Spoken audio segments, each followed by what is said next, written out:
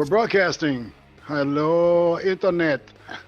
This is Irate Prostate here with the lovely Vanilla Bear. Say hello, Vanilla Bear. Hey. And the one and only, needs no introduction, Aydin Paladin. Hey, what's up? Groovin'. Well, it's an honor to have you show up. I was really surprised because I just said, hey, I'll just throw the link, see if anybody pops up, and I'm really grateful you popped by, so get a chance to talk a little bit of just ideas and Sure. and see what's going around. Absolutely. Just having a Sunday fun day and seeing all kinds of fun stuff. And once again, I want to say hi to Lindsay at Queer Kid Stuff. It's nice to just send a greeting there. I kind of do that. What a nut job, man. Yeah. Well, it's like we kind of broke the code on it about it being, a pedophilic,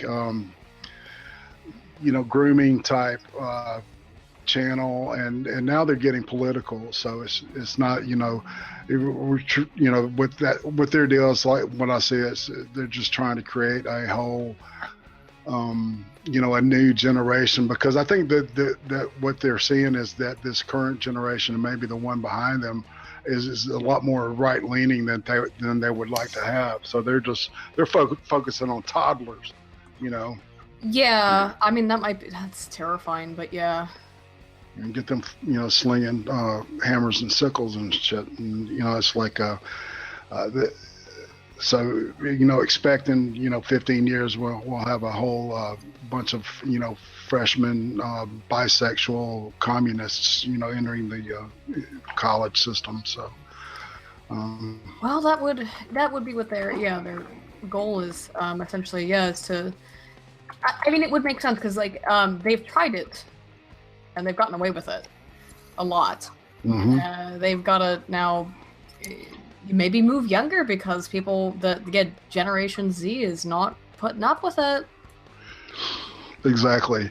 And that's kind of like my deal now. It's like I'm really focusing on protecting children, when it comes to the political commentary stuff. Yeah. But I'm also like a big horror movie freak, and that's where my attention's starting to go. I just saw this fantastic movie called Raw. Have you heard about that?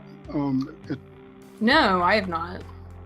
Check it out. It's a fascinating. It's a French movie by this female director named Julia Ducournau. It's the very first feature-length film. And it's about this girl named Justine who goes to she's of a strict vegetarian family, and she goes to veterinary school, and like her parents did. And as a matter of fact, she's got a sister that's a sophomore there.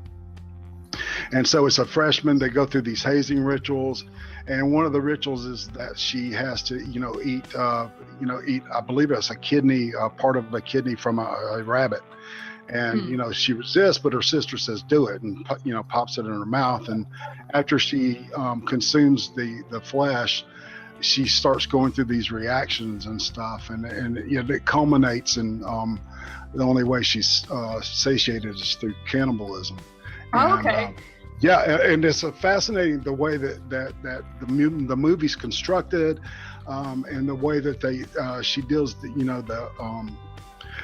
she doesn't, people will come out of this movie and they'll say it's the grossest thing they've ever seen, but it's not that gross.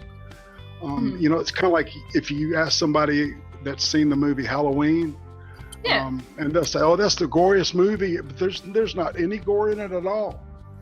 And if you watch it, next time you watch it, pay attention, because there is no gore in it at all. Maybe there's one scene where he sticks the knife through the guy in the doorway, and that's it. But there's no blood hardly at all. But that's what she's really good at, and the way she uses music. That's the third time I watched it. That's what really I figured creeped me out the most, was the way the music was being used, and I saw what she was doing with it. It's really nice stuff. So it's I can't recommend it any higher. and it's available for rental right now. Oh, so, nice. Yeah, check it out, and if you don't like it, I'll give you $5. Okay. What's it called again? It's called Raw, R-A-W. Oh, okay, yeah. All right, let me check it out then.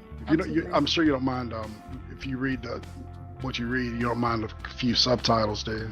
Oh no. No, I actually I don't know what language it's in, but it's French. French? Okay, I don't speak any French, but I actually put subtitles on no matter what I'm watching. It doesn't matter if it's in English, doesn't matter if it's in another language. I have a really big I really have a difficult time actually watching things without subtitles. It's because I grew up watching foreign films. You know, now it's the point where it's like I really don't like to have movies without subtitles. That's strange. My wife and I are the same exact way. That's very strange. Yeah.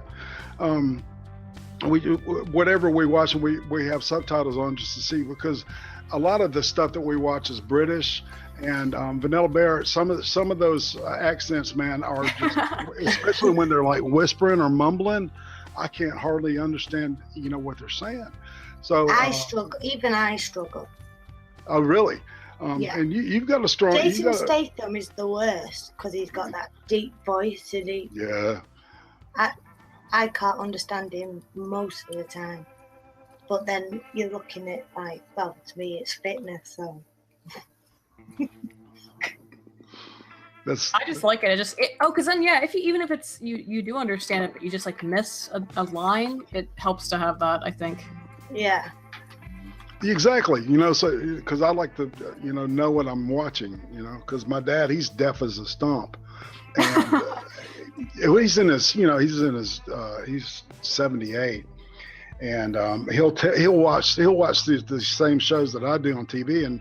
When we talk about him, he's in La La Land about what what he does is he fills in the story because he's just shit at reading lips.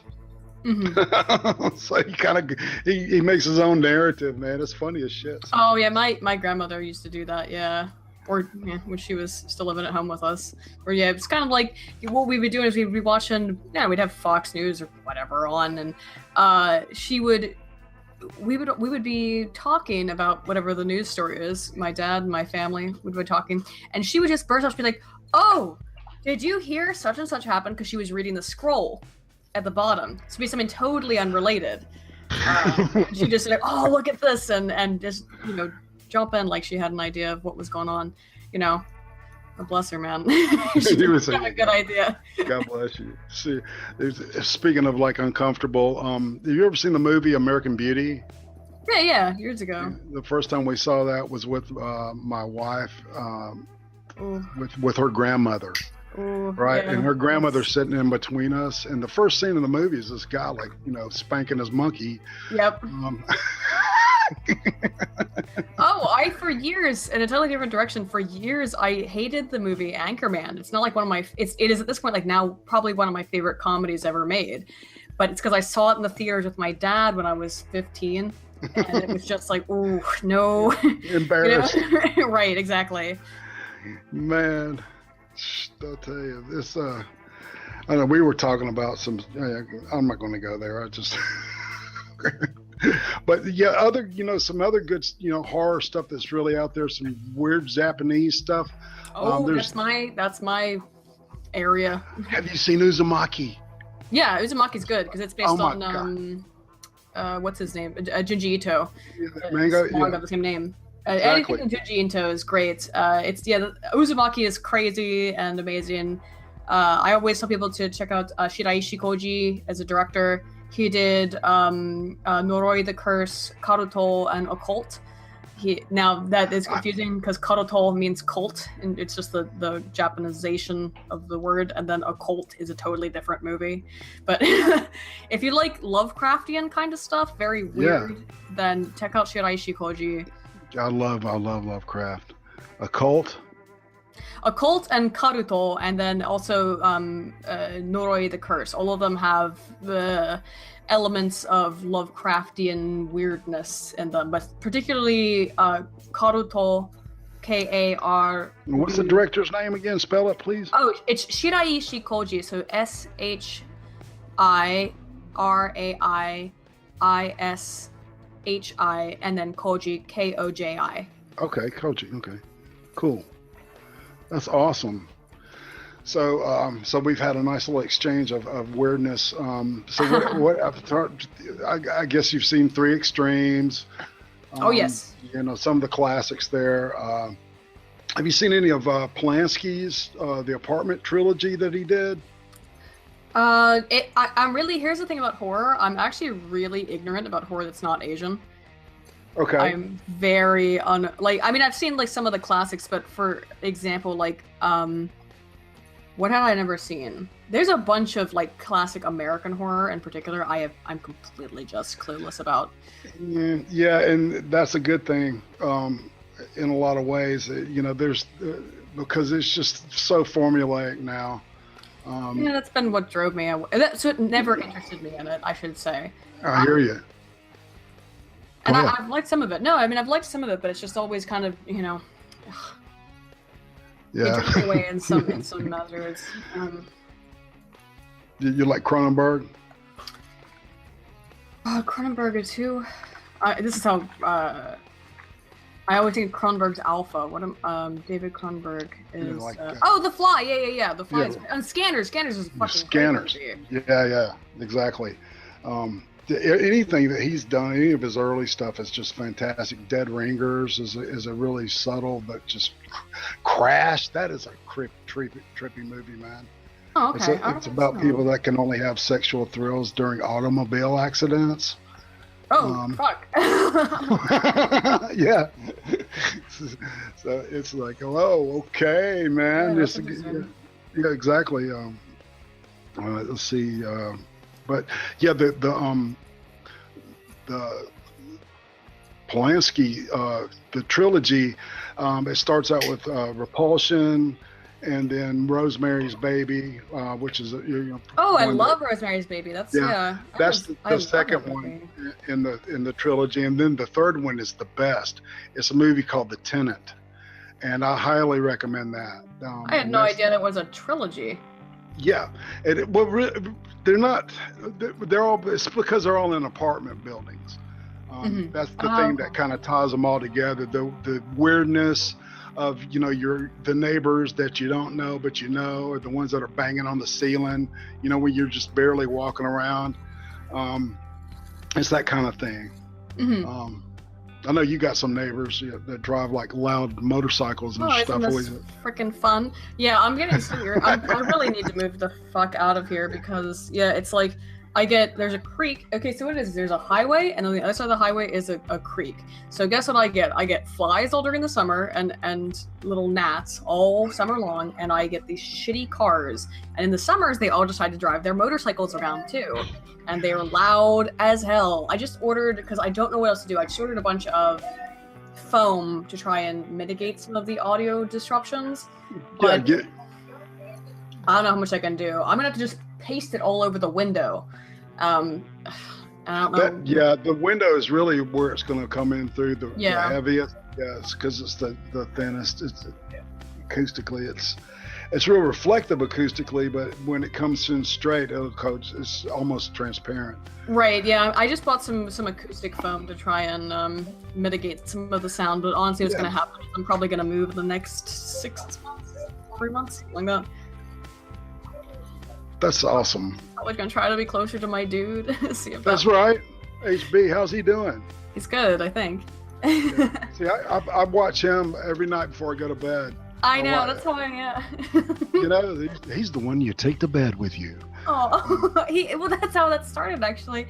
It was months and months ago now, like right when he first started, I found his channel and he had like, less than 10,000 subs.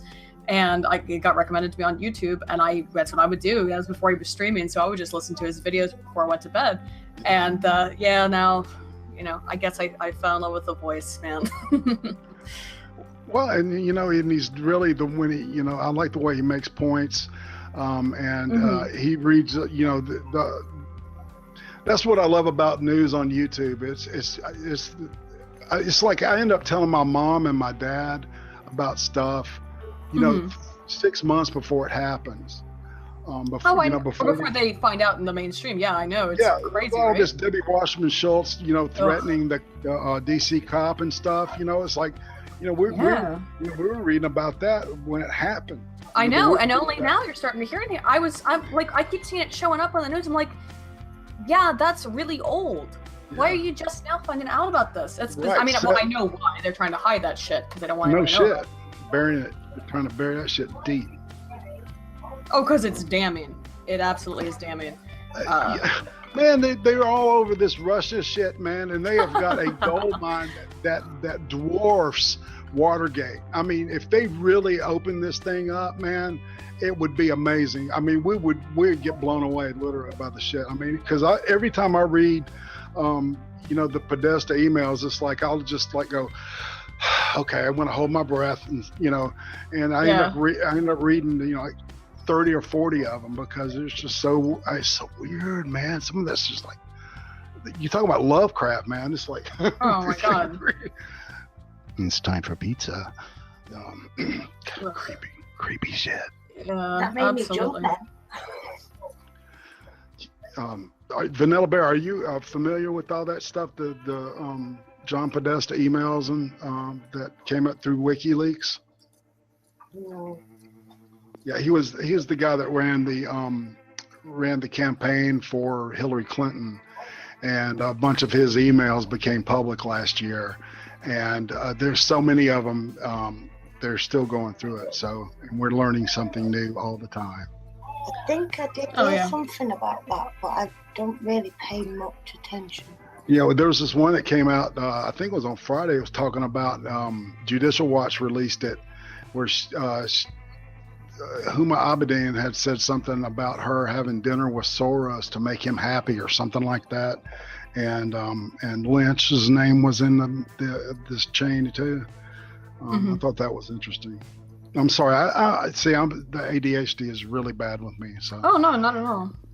When I'm trying to, it's like I had no idea that you were really going to pop by. So it's like because I would prepare. I'm not prepared for Aydin Paladin, man. No, it's all cool. No, I'll pop by whenever. Like I just saw that you had thing of it. I was like, yeah, I'll stop by, man. Yeah.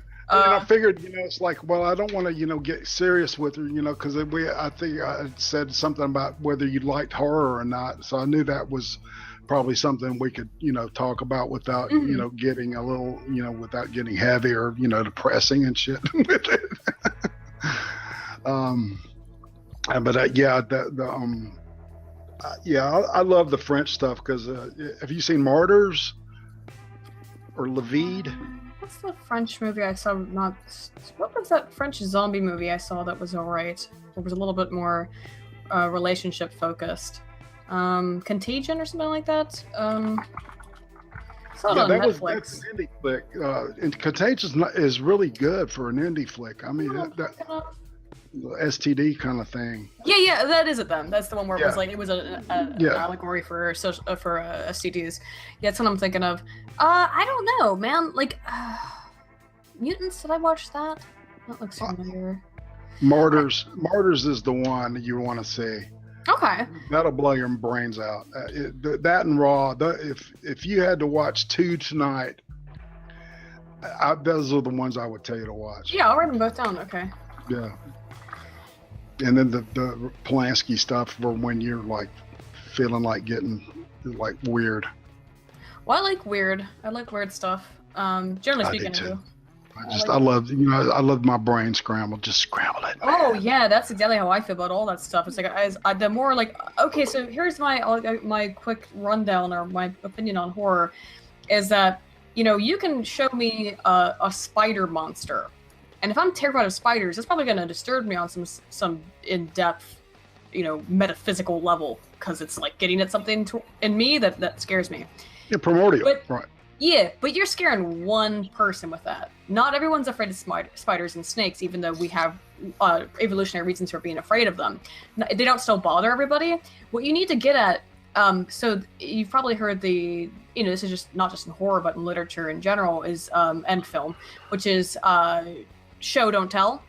I think horror should be neither show nor tell. It should be only implication, because your brain has more terrifying ideas than anyone else could possibly imagine. So if I just, so speaking of Japanese horror, have you ever seen, what's it called? Tetsuo the Iron Man. I mean, even though it's such a great film. Yes. It's just absolute body horror, but so much of it is left unanswered and unsolved that your brain is just trying to comprehend what's happening. And going into, I mean, there's you know, that's a 30-minute movie that has a scene where a guy fucks another dude with a robot dick, and it is extremely graphic, but also not at the same time. That's what I mean. Like, it's, you gotta give me something where I have to fill in the blanks with my confusion. And yeah, our minds are far more disturbing than anything anyone could ever put on film. Right, and I think that's something that a lot of people nowadays, especially, you know, have. You know, if you want to talk about an innate fear, is the fear of going crazy. You know, that fear of madness. Lovecraft really just, he had that wrapped around his finger. He knew that, and because at the time when he was writing, it was Orson Welles. It was, you know, these grand sci-fi stuff. And he was, of course, writing from more of the perspective coming out of Edgar Allan Poe being his largest influence. But he was like saying this technology thing that's happening, which is why Lovecraft, even in his time period, feels out of place, because it feels like he's writing from a totally different timeline, in that he thought this whole idea of humanity can prevail. We'll find some technology to solve any issue. His thing was like, no, hang on, what if we can't? What if there's just something that's so far outside of our capacity to comprehend that it just breaks your mind to even that you know, the human psyche can't even deal with it, and it just, you know. That's why I liked Lovecraft, because we don't even see enough of that. And there's this guy, if you've ever seen him on YouTube, Plague of Grapes, who did a 3-part animated, or sort of animated, series. They're like 15, 20 minutes long. It's about an hour investment, where he talks about horror. I think it's just called Let's Gripe About Horror. And I agree with him on almost every level of, like, it's better to neither show nor tell, or if you're going to show the very littlest bit, because your brain's way crazier than anything anyone could come up with. And you'll fill in the blanks, because we all are afraid of going crazy. And sometimes, a great film too, that I know that they made a TV show out of it, but The Mist, based on Stephen King's book, was great because it didn't show nor did it tell. I think it actually told a little bit more than I would have liked, but I liked the fact that it was like, we're not going to explain any of this, and we're not even going to show you really. And now, it's like The Birds. You know, The Birds is great too for the same reason. Right, you don't know why they did. What the fuck happened? I mean, exactly. That's what makes classic horror, is being confused. Because actually, what I think really what horror is not being really able to understand what you're looking at. Exactly. It's really scary. It's like, I don't know what the hell's going on. I love The Mist, the movie, and oh god, have you seen any of that TV show? No, I haven't watched it. I saw it when it got announced, and I was like, ugh, what's this? Oh my god. Why would you ruin You know, it's interesting. Film? I think as the older he gets, Stephen King is like, you know, he only puts his seal of approval on stuff that, and it's like, I don't know, man. I think he's putting his seal of approval on a $sign now. Well, I mean, why not? Honestly, at this point, you're like you're the most successful. You are the most successful from that standpoint horror writer who's probably ever existed, just from a financial standpoint. I mean, you know, in 100 years from now, Stephen King is going to be as well known as Edgar Allan Poe. Yeah. I would, maybe not as he's not maybe necessarily be read in literature or in English classes, but maybe. Think about that. That's that whole New England school of writers. You know, that whole horror. You know, it's like Lovecraft, Poe, Lovecraft, and then King. You know, I see it exactly the same way. Mm-hmm. That's interesting. And the other really great American horror writer currently working still is Clive Barker. Genius. He's a Brit, isn't he? Yeah, he is. I think. Yeah. He's from Liverpool. I had to look it up because I thought he was, but I had to double check. Clive Barker's great. Some of his like really his actually his even like non-horror stuff, or less horror stuff. Like he actually wrote a series for children. Really? Oh yeah, it's called Aberrat. It's fantastic. Oh, you know what? I saw that in the store one day, and I saw his name on it. And I said, "Oh, it can't be. He wouldn't do that." A series for a young adult series. It's for young adults, yeah. Oh, it's a YA. Okay. Yeah, it's not children. It's YA, but it's fantastic. It's there's a couple of them, I think 4. But yeah, he's fantastic. I love all of his stuff, Clive Barker, and the comics that he's both written and have been adapted from his work are excellent. I never actually saw the Midnight Meat Train movie. I really have. It's great. I loved it. Is it? I had a ball. Well, if the book gets really weird, or the story gets really weird towards the end. So it's. I don't know. I give that a pass. Have you seen any of the stuff from the 80s, the Lovecraft stuff, the Herbert West Reanimator? Oh, I love Reanimator, and I love From Beyond. From Beyond's good, and what's the other one with my boy Sam Neill? Something of Madness. Oh, In the Mouth of Madness. Mouth of Madness. Oh, such a good film. That's Carpenter. That's Carpenter's. Yeah. I think that's his secret masterwork. Oh, no one ever knows that movie. It's so bizarre. Because first of all, I love Sam Neill. And then, it's like every time I mention Sam Neill, the only movie that anyone ever knows him from is Jurassic Park. And it's like, you are missing out, my dudes. Because he played Damien, the grown Antichrist, man. Oh man, that was such a good movie. He is such a great horror actor. It's funny because the first movie I ever saw him in was I'd maybe look it up to know exact year, because I forgot the year it came out. It was a made-for-TV miniseries called Merlin. It came out in 1998, so I would have first seen Sam Neill, which means it came out after Jurassic Park, I believe. So Jurassic Park came out in, let me see, 1990. Oh, way after. So I wasn't allowed to watch Jurassic Park as a kid because it was too violent. But I was allowed to. I had all kinds of. My mom was really weird about movies when I was a kid, where it's like if she liked it, she didn't care. So I'm gonna say I'm 3 years old. The first time I ever saw Life of Brian, for example. I'm sorry. Okay, there's full-on nudity in this movie. There's all kinds of sexual jokes, and no, my mom and dad, they didn't care at all. I mean, they showed me all of Monty Python they introduced me to as a kid. My dad used to play me these albums, and now I have them stuck in my head, so I can't ever... Actually, I quote them all the time where I make references to Firesign Theater, which was a series... Oh my God. Yeah, they were a comedy group that made albums between the mid to late 1960s. And my dad used to just play them for me, to the point where now, as an adult, I can't not repeat them if I start to hear one.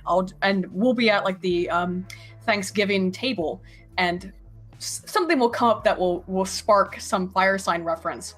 And I'll sit there with my dad, and my stepmom will have to say, "You have to shut up," because we'll just start repeating 30-minute monologues back and forth. But they were fine in introducing that into my brain. But I couldn't watch Power Rangers. I couldn't watch Teenage Mutant Ninja Turtles. I wasn't supposed to watch things like Dragon Ball Z. I wasn't allowed to watch Jurassic Park. But in 1998, we got the made-for-TV show Merlin, starring Sam Neill. And I think that besides having a crush on Spock from the original Star Trek, that was the first time I ever found a guy attractive was Sam Neill. And then I realized he's a fantastic horror actor. So when I got older and I went to go see Event Horizon and shit like that, and Mouth of Madness, I was like, oh my God. Oh, Event Horizon. Such a great film.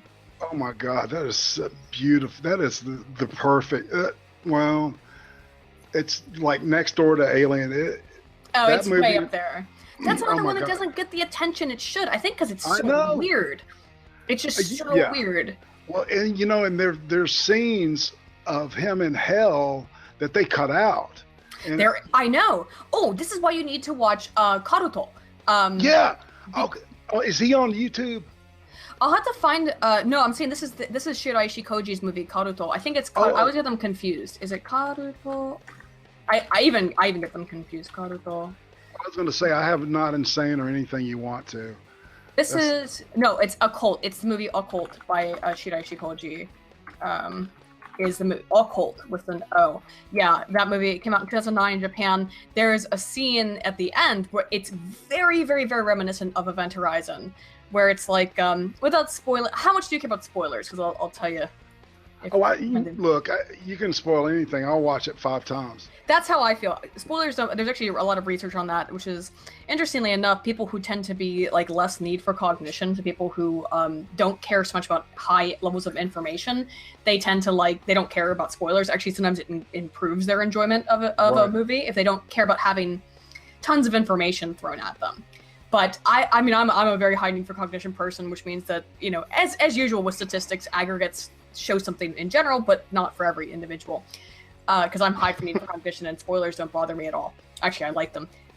The movie it's about this guy, and he's clearly been, he's become in contact with some sort of Lovecraftian entity, some space squid thing that's going to, it's going to be the end of Watchmen, I guess. The space vagina is going to come and attack the Earth, or he's in contact with it.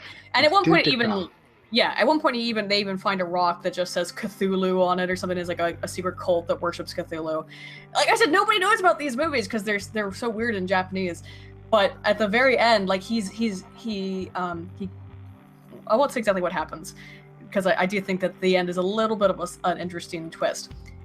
But at the very end, he comes in contact with these great gods that he's been worshiping, or that he thinks are going to lead him to a higher existence. And it just ends with the most bizarre, freaky. Oh, it is on YouTube actually. Occult 2009. I sent you a link. I think it's all on there. I might rewatch it. But just like these worms squirming all over the film. And he's just screaming, "It's hell, it's hell, it's hell, it's hell." And one of the greatest scenes of horror I've ever been like, yes, this is, reminded me exactly of Event Horizon. That's so cool. Yeah, I was going to say, because I think it's on YouTube. There's somebody that put the whole scene that's cut out of him in hell. Mm-hmm. It was like holy, I was like, I downloaded it and cut it in with the movie version that I've got. Oh, absolutely. So I love fan edits and stuff. No, yeah, that's another movie where it's like every once in a while. I mean, this is always a problem where you get. This is why I tend to like Asian horror or non-Western horror, I guess, more accurately, because they tend to be sometimes under scrutiny, but it's under different scrutiny. For example, the Chinese mainland, it's actually, is it Taiwanese or is it mainland China, or is it Hong Kong? Now I gotta remember. It's called Gwaiwik, right? Right? Yeah, Gwaiwik? I always get them confused. I don't speak Chinese. Yeah, Gwaiwik, Recycle, which is an anti-abortion movie. But it's because they were following a certain narrative, they could just do crazy shit with huge production values. It's Hong Kong, too. Oh, wow. And it's called Recycle in English. It's called, actually, describes it as fantasy mystery. I would describe that as absolute horror, because some of the stuff in that is very disturbing. And because it had the right narrative of the anti-abortion plot, which doesn't come until the last 30 minutes of the film. You don't get how heavy-handed the anti-abortion story is. Yeah, they just let them do whatever they wanted. Man, I love that kind of shit, though. That always makes... I mean, I don't like that they had to force in this anti-abortion story, but I like that foreign cinema seems to be more open to it. Yeah, definitely. That's interesting, because you've got this Eastern kind of sense ability, and you've seen stuff that I haven't seen, and then I'm like this European, yeah, it's interesting. Yeah, we need to talk. We'll have to talk more about because I haven't seen a lot of French or Europeans. Some Spanish movies. Yeah, I've seen. yeah. Oh God, yeah. There's. Have you seen The Skin I Live In? No, what's that? Antonio shit. Banderas. Oh, really? Oh my God, it is the best. He should see it. It's a Spanish movie, and he should have an Oscar. I mean, for that movie alone, it's like Hitchcock at his best. The cover looks like a Hitchcock film. Yeah, it's just so. Oh my God, that movie is just. Yeah. Yes. Yes. I'll write this one down too. This looks really interesting. It's fast. It's fantastic, and it is so weird. And by the time you realize what's going on,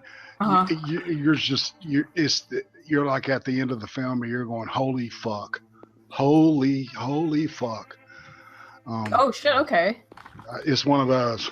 It blows my mind, man. Well, that sounds great. I'm always down for shit like that. I mean, I was thinking, like, like Del Toro's done some real stinkers, but but nobody ever remembers The Devil's Backbone, which I think is probably his best film. that's the first thing that popped in my head. And I like Pacific Rim too. I love my dad took me to all those Godzilla shit when I was a kid, man. I went to the drive-in every Friday and Saturday night. My dad would take me to the drive-in, and we would watch. I saw Herschel Gordon Lewis, man. Some of the I saw Night of the Living Dead at the age of 6. Oh, well, probably. Actually, here's the thing. Like I said, my parents had no consistency in like what are you not allowed to watch and what are you allowed to watch. I think I probably saw Night of the Living Dead around the age of 6 because Night of the Living Dead was filmed about 5 miles from where my dad grew up. Oh, wow. So he was all like, "Oh, you gotta watch this shit," And even though I was 6, and it gave me nightmares. It gave me nightmares for years. Oh my God, I couldn't sleep for 2 days. And it's this is. So I'm not sure how old you are. So this would have been like 1996. I'm an old fucker. Trust me. I'm probably older for your dad, man. But my point is like this was 1996, and that even though that movie was filmed after most movies were going to be filmed in color, and that was intentional. But like you show a girl in 1996 a black and white movie, and it absolutely had every effect that it was intended to have. In terms of that movie terrified me. I know. I still dream about that scene in the basement with the girl. With eating the meat? Where he's like, oh my God, man, that still messes me up. That trowel, that trowel, it was like, oh my God. I think it's something about the black and white and being some of the images were obfuscated. This again goes back to that initial point of like when you don't quite show, I can't quite make out what I'm looking at, my brain will fill in all the horrible things. Yeah, it's that asymmetrical composition that you got going there. And it's so skewed your brain holds on to it, I think.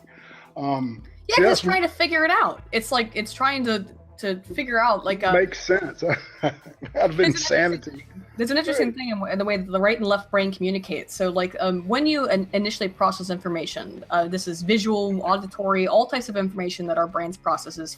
It first goes through the hypothalamus, and then the hypothalamus essentially determines where is this information going to go. If it's more sensory information, emotional information, it's going to go into the right brain first. Now, everything has to kind of go through the right brain first in general, but what if it's information that we need to store, it needs to be stored in the left brain. So the left brain is, what has us access our memories, mathematics, things like that. So I think part of the information is that, like, when you talk about people who have PTSD, a lot of what PTSD is a improper storage because the hypothalamus goes into what some psychologists, some therapists call, you would know this then. It's like crisis mode. It's like, I don't know what to do. So shut off communication to the left brain because fight or flight, right? Yes, because we need to go into fight or flight. You go in a circle. Right. Right. I can see that. So you can't start processing that hardcore left brain information because we don't have the time. We're too upset about what's happening, and for a survival perspective, it's not logical to be processing things more rationally. So I think like part of that is that in horror is that like if it's terrifying you and you're like, oh God, what is this? Is then what happens in response to that is that those memories are not stored properly in your left brain because there's a lack of communication between the two hemispheres. And as such, your right brain stored that information wrong, which is a lot of what happens to people with PTSD. If you know anything about eye movement desensitization and reprocessing, which it would be like to try and get the right and left brain communicating about a memory or something like that. Have you read much on the locus ceruleus and the amygdala and how they how they play in with the way we react to fear. Not a whole ton. I'm not a clinical psychologist. I know nothing about clinical psychology beyond tertiary. Yeah, the last seminar I went to on the brain was like 10 years ago, and that guy just blew my mind. It was my degree. I've got a bachelor's in fine arts with a minor in psychology, right? Mm-hmm. So it's like I'm a painter, sculptor, blah blah blah, and I ended up going into the psych field, to work, and I worked for 17 years as a therapist. So, you get it, that kind of gives you a picture of how my brain works, because I don't know if you found this to be true, but I discovered, and this is just an opinion here, that most people that study psych in college are there to cure themselves. Oh, absolutely. Oh, absolutely. Why else would you be interested in it? And this is something we found in comm. So I'm actually not in psych. I technically am. I'm a media psychologist, which is bullshit. But I came into media psychology out of communication, and every time that we do these big surveys of comm scholars, and we ask them about things like communication apprehension. So how comfortable do you feel speaking in public, and are you nervous when you're around people? It's 85% of them. They hate people. They don't like communication. Well, yeah, that's why you went and studied it, because you don't understand it. Right. You're trying to fix yourself, right? Right. Well, see, I have been sat here patiently waiting for the last. Alex. Oh, sorry, my dude. Hey, how's it going? I am so sorry. Aydin Paladin, did you come here to specifically make me feel stupid? No, I didn't even know what was going on, man. I just came in to bullshit for a bit while I'm working on a video. You're an actual intellectual on the fucking stream. Good grief. It's nice to finally meet you, Aydin. Hey, yeah, I've seen your shit for a long time, my dude. Nice to meet you. And now you're here to just ruin me intellectually, I'm sure. No, I'm having an orgasm here, man. No, here's the whole thing. We need to intellectual conversation. It needs to have everybody with input. All I can really do, I'm really not that intelligent. I'm just I'm learned. It's just different from being intelligent. You have said at least 50 words that I now have to Google.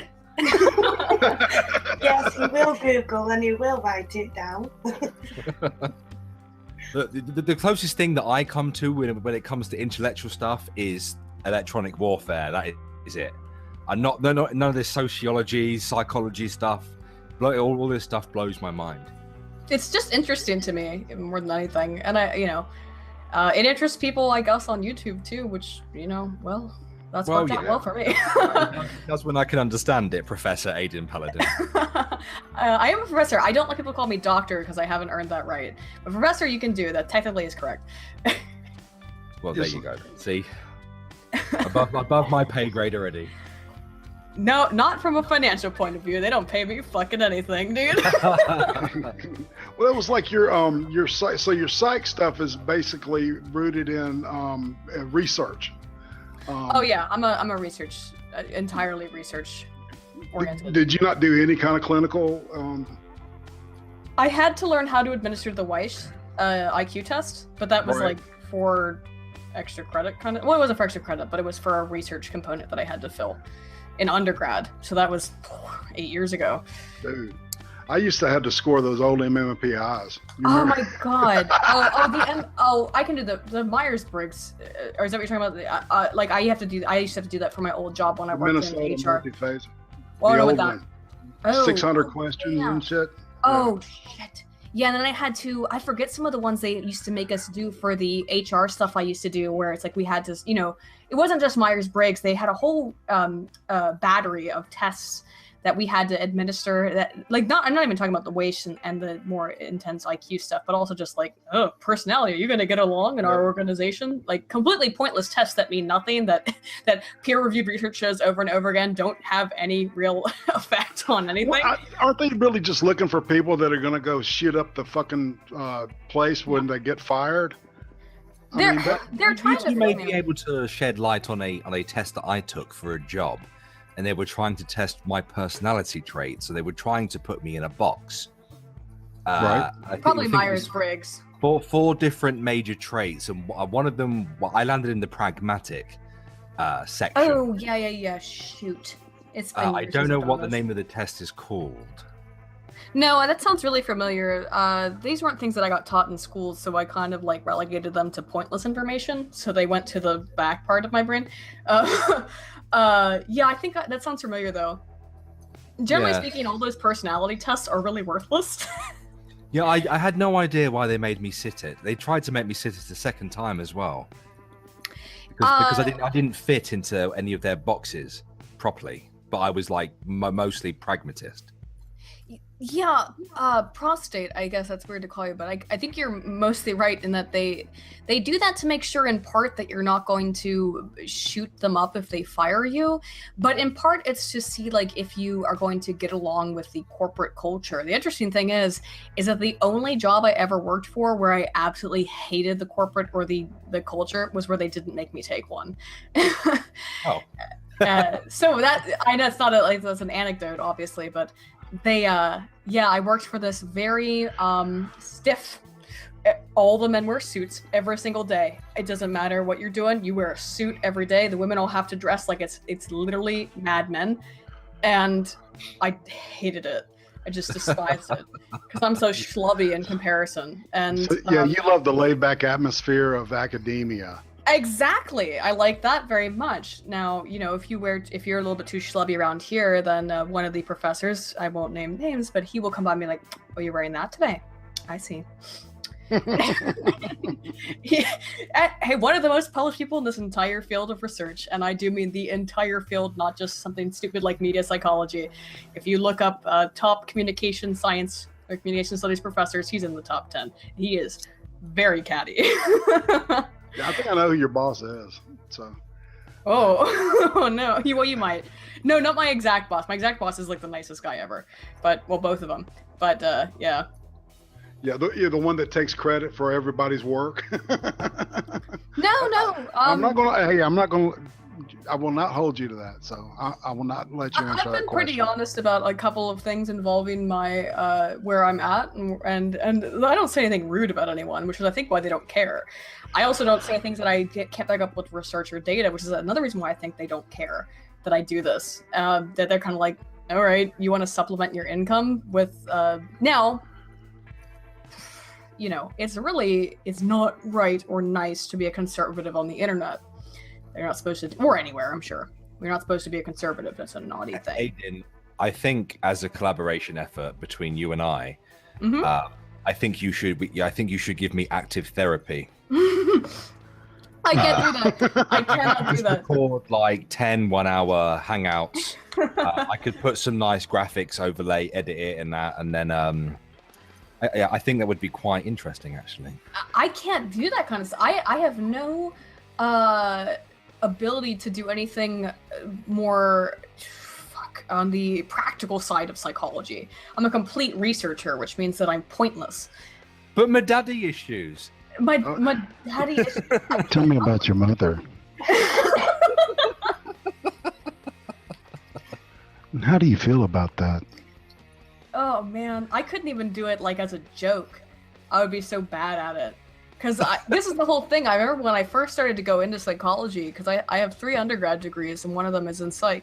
The other 2 are in public relations and organizational communication. And I remember when I was to get my psych degree, which was the last one I got, and they were like, "Oh, what do you want to do with this psych degree?" And I was like, "Be as far away from humans as possible. I would like to put them into a glass box and poke them with the stick, but I don't want to be near them. I don't ever want to hear anything that you have to say." Oh, that's again this whole thing of like, why do people go into it? Well, I think that's the whole thing, is that if you go into shit like this, you've got to have a little bit of self-hatred. I think anyone who entertains, no, seriously, this is real. Like comedians will tell you this all day long. Is anyone who goes into a field where the point is to entertain others, you've got to have a lot of self-loathing, because why else would you want to seek external validation? Does that mean I have a lot of self-hatred because I'm a good entertainer? Maybe. I'm not saying necessarily, but it's certainly what we see as a proclivity. I certainly do. Or at least maybe not self-hatred, but at least you have it's an aversion to social interaction in some way, because when you do the more public social interaction, it's like, oh, I hate it. I'm doing it somehow externally. Right, in reality. Like person to person, parties and shit. I can't do parties. I can't either, man. See, I'm a recovering alcoholic, so that'll let you know. Oh, dang. I'm not in the recovering part yet. I'm one of them. He can't be an alcoholic. He don't go to maidens.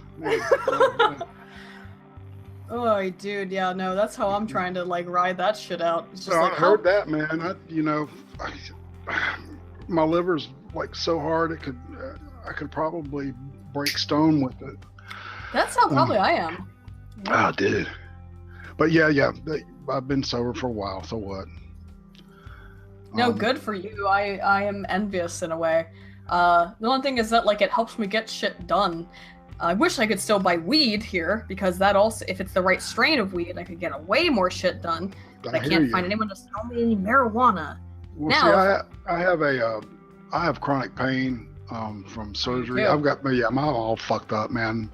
I've got like anyway, and I really would love the option to treat it with marijuana, but I don't have that option. It's almost like it's an easy solution to a really complicated problem that we could treat with just the thing. I think Hard Bastard was talking about that last night before I went to bed, man. It was like, dude, you're singing my song, you know? Yeah, he also has a lot of pain problems. His back is really like fucked up. And I can only do so much, you know, with back reps. That only does. You knew where I was going to go with that, didn't you? Come on. I can only do so much, but I'd much rather just have a marijuana prescription that I could just go and like, as long as I can control the strain, because like it's this sativa or the indica? Yeah, that's the speedy kind of like clean your house shit. Yeah. Yes, that's what I want, because then it would like it would get me a little bit more on point, because otherwise what I do is when I write I have to be completely sober, but once I'm done writing, I want to be a little bit fucked up. Right. That's where the indica comes in. If you didn't get a good hashish, you'll get that dual kind of threat out of it. So if I had indica, and so you're saying if I had the sativa to help me write, and I'm already writing okay, but if I had, it's the getting out of the writing phase, because I've got all of these scripts that are written for videos, and then it's the problem where I have to like go record it and then edit it that end up being the problem. Right. It's for the editing, you'd probably want an indica, so you could. Because when I used to have artsy and fartsy and shit on it. Yeah, it really like helped me out with that, of being like, I just zone out for a bit, and then it turns out really funny, actually. Or at least to me. When I'm sober, though, again, it turns out funny. So if I thought it was really cringy, I would apologize. But it's like, oh, okay, that turned out all right. Otherwise, what I just do is I'm just drinking too much, which is I've been a functional alcoholic for about, functional in quotes, 8 years, 7 years, something like that. Hey, man. I have a martini glass in my avatar for a real good reason. Well, it's like, my joke is that, I'd have that drink, but it's like I gotta be home for Thanksgiving, man. Because I usually, when I take a drink, I usually wake up 3 months later going, what the fuck happened? Oh shit, man. Yeah. I'm one of those. Bad. No, I'm a real functional person where I require just a constant, very low consumption of alcohol to be productive and rational. I mean, I remember the first time I went to work intoxicated, and I was like, oh, I'm so worried about this. And I was like, oh, it's fine. I was like, nobody can tell. Everyone thinks I'm actually way more entertaining now. I'll just all the time. Man, that's not a good thing to do. That is not, and I'm not talking about at the university. I would never have done that. Absolutely not. I don't teach or do anything like that. Now, teach, quote, on YouTube, quote, teach, yeah, absolutely. You're not getting me not a little bit toasty for me to. That's right. We're doing this shit, but I don't go in front of college students. No, I mean, here's the thing. They're probably all drunk. Yep. So what am I doing? Honestly, on some level, like, why am I elevating my standards for you, motherfucker? Exactly. Well, there's state-dependent learning too. you learned about that, I'm sure. Oh yeah. You know, so it's like when I was in school, you know, I went to school, I smoked a joint before every class. So, and I took every test on, and I did really well. I don't think it really hinders anything. Now, I'm a big proponent of that kind of shit. I'm real libertarian. I'm all no step. Don't fuck with me. If it helps you, it helps you. If it doesn't help you, well, then you fail. Oh, well. Sorry. I mean, shit, you're too drunk to... and I've had to kick out drunk students before who were just going crazy. It's like, you gotta leave, man. You gotta get out. Yeah. And or they were drunk or stoned. I don't know what the fuck was going on in their heads. They get crazy and you gotta kick them out. I've had it happen during tests, which is in terms of, I don't know what it was like then, but like in terms of the standardized tests that we give at universities now, we do have to really, really try to make sure that it's standardized. We can't let any student walk out with a copy of the test, because you know what they do? They go and make a copy of it and they send it to all their friends. Can't let that happen. We have to number all our tests. It's a really huge issue. Now, when I was a TA, for example, one time I remember we didn't have a complete number of tests that came back. It was like out of 400 and only like 399 came back. And it was a massive ordeal of like, oh no, some student found the test. Now we have to rewrite the entire testing system. Dude. But that sucked. Oh yeah. Well, it didn't suck for me so much as it sucked for the professor when I was a TA. But yeah. You didn't get that relegated to you? As a TA? No. As a professor, yeah, that would have been relegated to me. I've seen some lazy fucking professors, man, and it's like they load everything on their TAs, man. We can't do that anymore. See you later, man. Oh no, I mean, I'll relegate a ton of shit onto my TAs. I don't actually. Here's the thing: I've been one, so I'm not a complete bitch about it. So it's like, look, I understand that your job sucks, but as such, I'm not gonna really give you much to do. I understand that you're also usually a graduate student or a master's student, and you don't want to you're already busy and you're probably very upset and disturbed. So I'm going to try to give you as little work as possible. You're nice. Well, people like me. You're too nice. No, it's not too nice. It really is that, generally speaking, master's students, they have a lot, and they're not used to it because coming out of an undergraduate degree program, I don't care where you came from, you're not used to the amount of work that's going to go into a master's degree program, at least as an active master's degree program. You're not going to be used to that. So I'm not going to try to. Why would I do that? How much publishing do you have to do in that in your field? During the master's phase. A master's phase, you're generally expected to produce one piece of published research. Okay. Doctoral, so there's that's very different. Yeah, that's like a book. No, we expect you to produce a book as your doctoral thesis, and then on top of that, you should produce probably between 5 and 10. Well, depending. You know what? No. I'll be very nice. 1 and 5 pieces of published research as a doctoral student. 1 and 5. If it's less than 1, you're fucked. If you haven't produced any fucking research, you're done.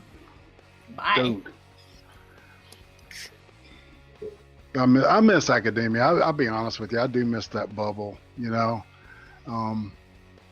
because, I would talk, my wife and I talk about this a lot because, it's like everything, back in, when I was in college, I was a Democrat. I was a liberal, I was never a Democrat. I was always a libertarian. Well, yeah, actually, I voted libertarian.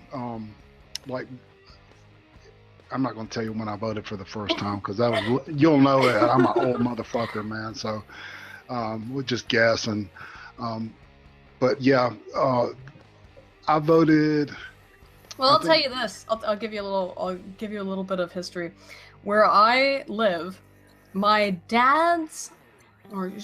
godmother's brother ran libertarian here in this town in, I believe, 1978, something like that, in this town. And he ran off of the dude weed Lamau principle. Yep. Which I agree with, but come on, man. You gotta have more than... You gotta have more than that. You gotta have a foreign policy at least, It can't just be weed, my dude. And that was just local government. And even people, and the people here in this mountain state, you think they give any shits? Nah. Yeah, that's that. When I first heard of the Libertarian Party, it was right around the '80s, the early '80s, and it was like that's what attracted me, to it. Of course, at first, and then it was like I started, reading, and it's like less government, and I'm like, yeah, that sounds really good to me, because I don't know, I was just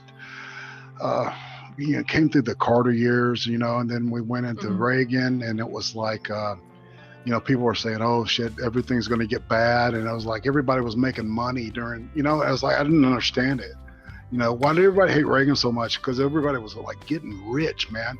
I think at one point in time he made like you could buy art and deduct like half of the price that you paid for it. Probably. Right? Yeah, and the rich people were like buying art up like it was cocaine or something, man. I mean, it was just like, I actually made money as an artist back then. And go ahead.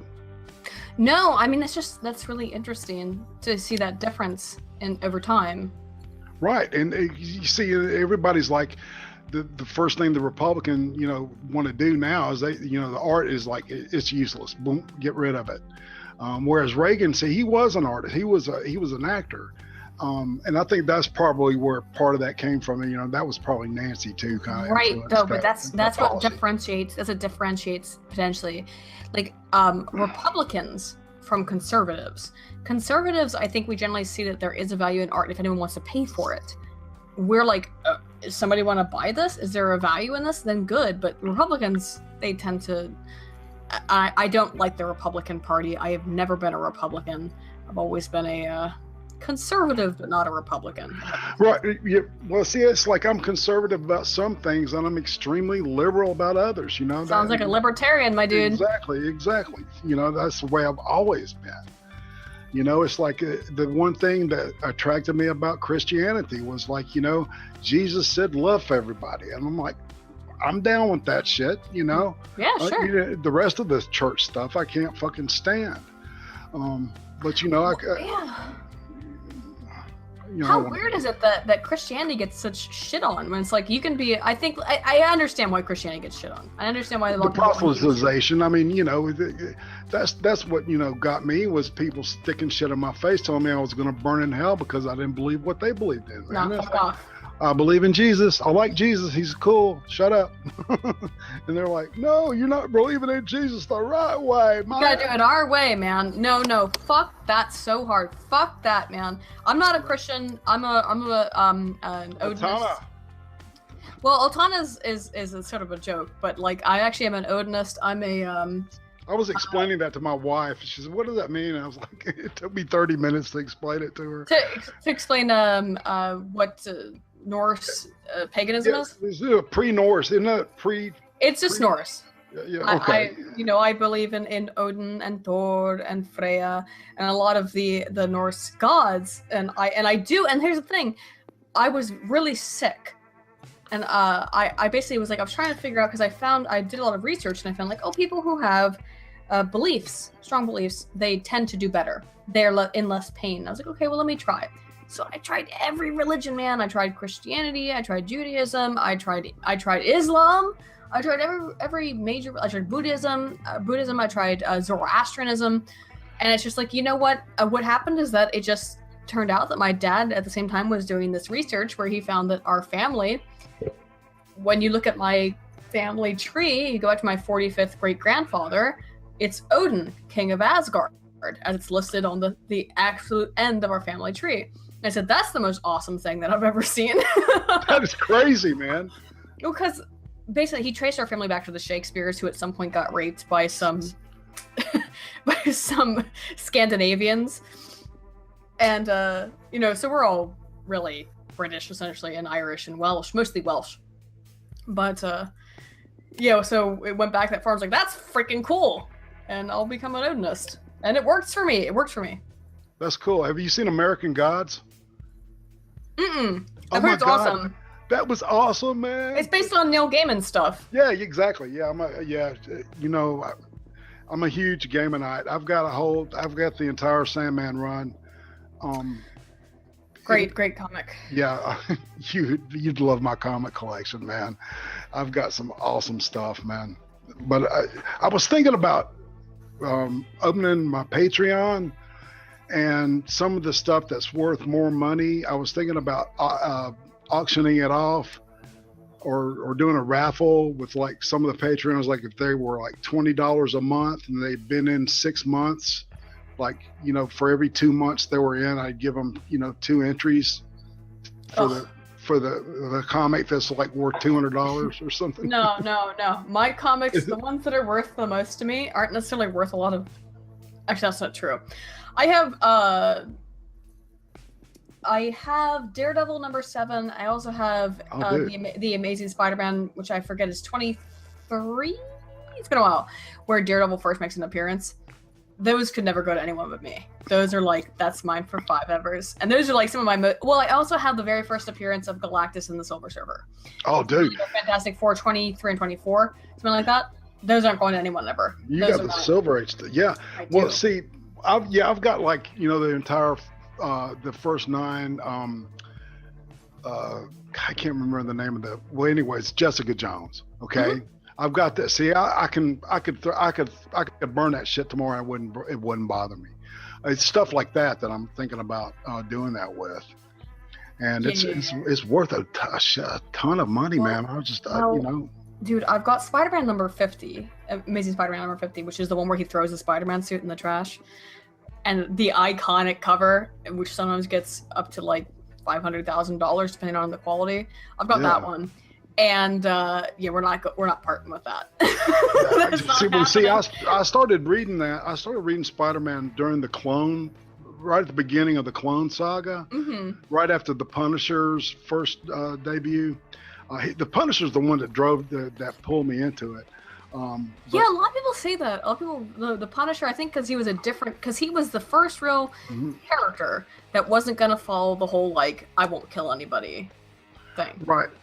There were some paperback books with characters like that. There was like 2 or 3 of them, and I was a big freak on all that stuff, and that's exactly what drew me. You know, was the Punisher, and then I got into Spider-Man, that whole clone thing. You know, back then that was really the Deathlock, the Demolisher, the first Cyborg. See, I'm a cyborg. I've got 2 titanium hips. I've got I think it's a ceramic composite heart valve. I had dude. Yeah, dude. I had a absolutely. From a transhumanist perspective, you are absolutely a cyborg. Check this out. All right, the Friday before Thanksgiving. I mean, before Christmas, right? The doctor. I'm the last patient, and he says. This is literally exactly what he said to me. He goes, "Oh, you have an aortic aneurysm. You need heart surgery." Oh, Jesus Christ. I've got to go. That's exactly what he said. I'm sorry, but I got to go. Wow. What a display of confidence, I guess. Yeah, you got an aortic aneurysm. Merry Christmas. Love you. Yeah, Jesus Christ. But that kind of fucked with my head pretty bad. So so I am technically a cybernetic organism. I'm getting on up there. Now, if you ask some transhumanists, I am a transhumanist. If you wear a watch, you're a cyborg. But you definitely are, my dude. If you've got, and people don't like that. They don't like the idea that, like, I get this from people where it's like they don't like the idea that, oh, hey, like you've got something that's been implanted in you. It makes you a cyborg. We are going into cyborgic technology at an increasingly rapid rate in human society in general. It's okay, though. It's not something to be afraid of inherently. Well, yeah, and I'm so fortunate. I live really close to one of the best teaching hospitals in the Southeast, and the guy that did my valve, he's the pioneer of valve replacement through the leg. Then you're in good hands. But he didn't do it. Of course, they did the whole, because of the aorta. they had to replace that too. So it's like I've got a plastic pipe that extends out of my heart up into right where it branches off. That's all plastic. It's I think Shit. what is it? Yeah, it's like a piece of hose. That's fascinating, though. I'm gonna tell you this, though, my dude. This has been really interesting. I really gotta go work on my video. It's been like, yeah. Well, you know what? I am so honored that you popped by, and don't say shit like that. That makes me feel weird. No, but I'm be honored. I had no idea. You know, I would have been more prepared. But see those movies. You know, hit me up. You know, on Twitter and DM whatever. You know, I'm not gonna bug you. Okay. But no. I've got 3 movies now to watch. I've got Raw, Martyrs, and Skin I Live In. I've got movies to watch tonight after I finish this video, or if I finish it, we'll see. I got a call with Dick Masterson tonight, which will be awesome. If anybody, I don't know. I actually don't even know where this is being recorded to, or being broadcast. Normally I interact with the chat, but whatever. I will be talking to Dick Masterson from The Dick Show tonight, so that episode of the podcast will be out on Tuesday. Sweet. Well, I mean, that's excellent. But yeah, check out and let me know what you think about those, and we'll keep that dialogue open. Maybe do something in the future, collab wise. Absolutely. Keep an eye. I look at your stuff all the time. Keep an eye open for my stuff. I'm trying to get more regular with my reviews and stuff, but the Raw is the first major review I've done, Sure. and I'm going to try to get deeper. So, but it's been great, and I appreciate you coming by. Yeah, thanks for having me on. And thanks Vanilla Bear for giving us a place to do this. It's all right. You're such a doll. She is a doll. I've only had 3 hours sleep, so I'm doing pretty well with everything else. Yeah, thank you. Thanks, both of you guys. Nice to talk to you all. And Irate Bear. Thank you. All right. Nice to meet you. Talk to you soon. Bye-bye. Thanks, Baden.